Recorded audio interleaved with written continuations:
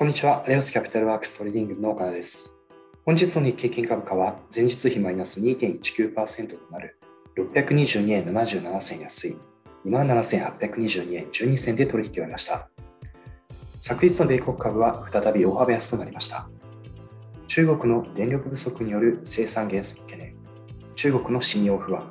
米国の債務問題とこのところ続いている悪材料に対する一段の警戒に加え、Facebook 元社員の内部告発を受けて同社株が急落。金利上昇基調を受けて直近続いていたテック売りに拍車がかかりました。また OPEC プラスでは大幅増産を見送り、原油は一時7年ぶりの高値をつけました。この原油高がインフレと利上げ警戒を高める格好となり、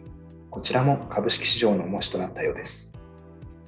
本日の日経金株価は続落して始まると、より後も下げ幅を拡大しました。特にグロース・モメンタム株の下落が厳しく、海運は本日も大幅安となったほか、マザーズは最大で 4% 超下落します。また個別では、昨日引き後に前年同月比 19% 減と最内既存店売上高を発表したファーストリテイリングが急落。一銘柄で日経平均株価を200円超押し下げる場面が見られ、日経平均は前場中盤には 27,460 円と8月31日の水準まで下落。ここ1ヶ月分の上昇分を全て吐き出す格好となりました。他のアジア市場もおおむね軟調ではあったものの、本日は特に日本市場の下落が目立ちました。それでも前場終盤からは切り返す動きとなります。